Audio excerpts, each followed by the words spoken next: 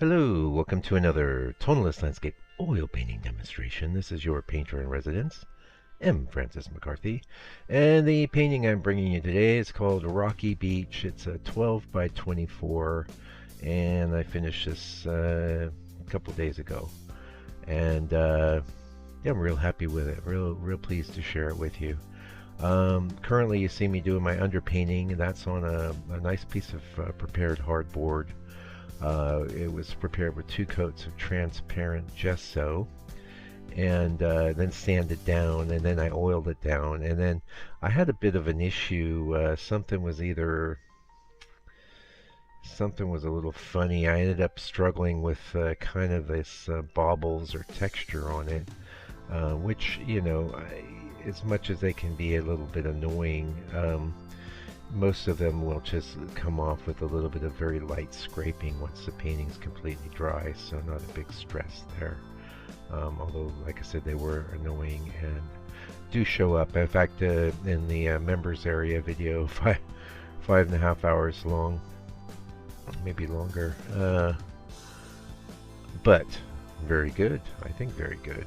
You'll see me struggling with that all the way through in 4K with no ads. So check out the members area if you ever mind to. We are doing our underpainting with some, basically it's a modified burnt umber, modified with a very small amount of perylene black, and I got the ratio just right on this painting, where just enough to cut the red, but not so much that I went into greens, because that perylene black is actually perylene black / green.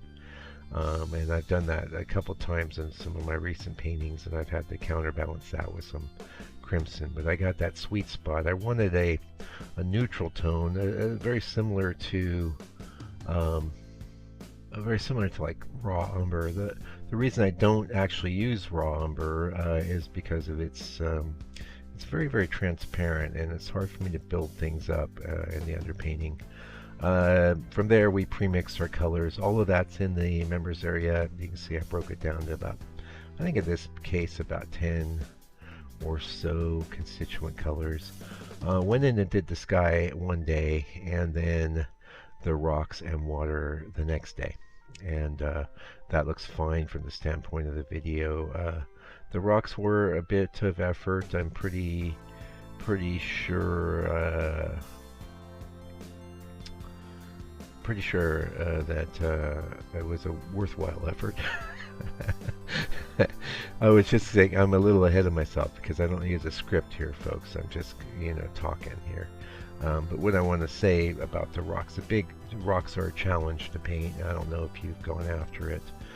Here's some tips for you, though. It's like, definitely simplify, and definitely don't get into the weeds with the little tiny rocks. So and again, in the members area, you can have a nice gander at the reference image, which I'd like to point out was a pretty special looking image, and I've been innovating some techniques, all of which were also I did a video which is in the members area. If you know Photoshop, you might want to check that out. It's $6 a month to join, and of course you can tip in and tip out at your leisure. Yeah. Anyway,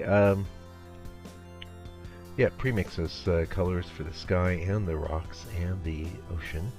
Not that many for the ocean. I actually ended up being left with just a bit of blue there. But yeah, a painting like this, the bigger the painting, the longer it takes. Although really it's also a factor of complexity. So these rock forms have a bit of complexity. It took me a little while to paint, but my objective the whole time was to simplify, and then simplify some more. Yeah. And I think I did a pretty good job there. Especially towards the end rocks, I maybe started getting a bit more detailed than I wanted to, but still way less than the reference, and I'm still getting better at this. It's to the point, some of my biggest failures as a painter have been these sorts of scenes with the rocks and the beach and trees, and everything's so complex and complicated that even with immense amount of simplification, I still get, what I'm looking to avoid is places where the attention or focus of the viewer kind of bunches up and they're forced to dwell too long on an area. It's been taking me a little bit here to try and find the words for it, but that's really what you want to avoid. You want to have kind of a very seamless sort of flow, like the analogy, like in movies where they have this, like the camera moves across a scene and it's just this effortless sort of sweep, right, of the scene, sort of like the way your eyes would move through a scene. You need to do that as a painter, but it needs to be congruent. It needs to be engineered by you as a painter. You don't just leave it the viewer to their own devices. That's not how painting works. That's how scanning reality works, and that's how, of course, photography works. But paintings, the analogy I always use is like if you're going to feed a baby a steak, you would grind it up first. And as a painter, you sort of need to do the same thing with your scene. Here we go. It's our book coming up, and a nice little ad. Thank you for your support. Thanks for your patience. And I got several orders this last week for the book, and I'm going to be shipping those out. And I still have good stock. I'm sort of, because it's very expensive to get the printing done. And then of course it's very expensive to ship it as well. But the great aspect of it is that I worked really hard on it, and I'm very proud of it.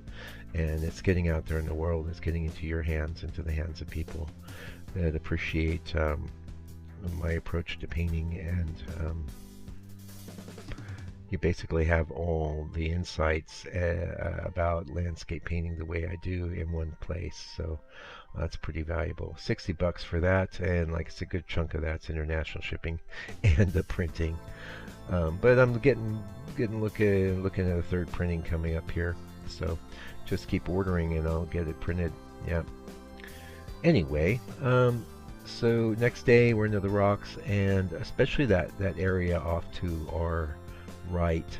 You can see I wanted to bring in reds, and everything here was kind of surfing against greenish umbery ochre tones against more reddish, but it's not a huge not a huge space between them. It's basically shifting between the ochre greenish, not full out green, to more reddish. And even there I didn't go super red.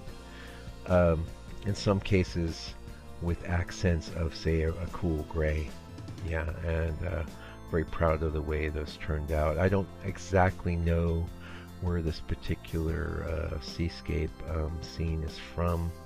The reference photo that I used was of a site, a wiki thing, and it was all in Russian. So, but I just love these formations of rocks so much, and I just think it was just elegant, and really wanted to paint it. So I set it up, and I was really pleased with the setup, and decided this would be a good one to step up from the 7x14, because it's been a while since I've done anything much larger than 7x14.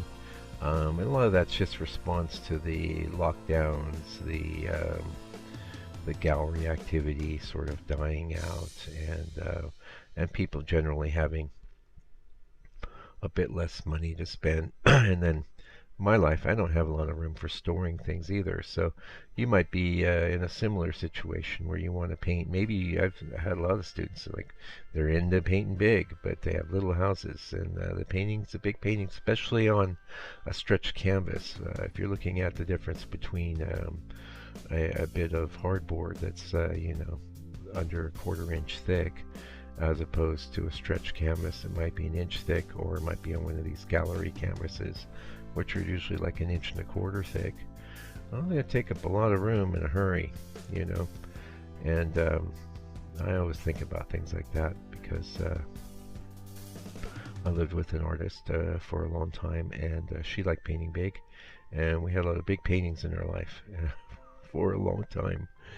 Anyway, this isn't excessively large, but it was good. It was good. It was challenging, but my goal on that, and we're kind of into the portion of the video where a lot of people looking for whatever quick, easy thing they were looking for may have bailed. So it's just you and me now. One of my briefs, personal briefs. Sometimes I have these like personal little briefs of things I want to accomplish with a painting.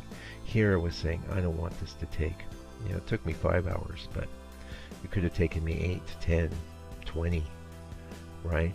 The sky I got done in about the same amount of time I would have with the 7x14 by using a much larger brush. Also, you notice in the underpainting stage I used a really big brush. I used a 10.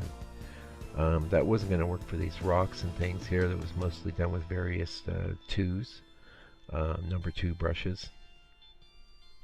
In some cases, like with those rocks on our far right, I was even into a bit of a 4 there.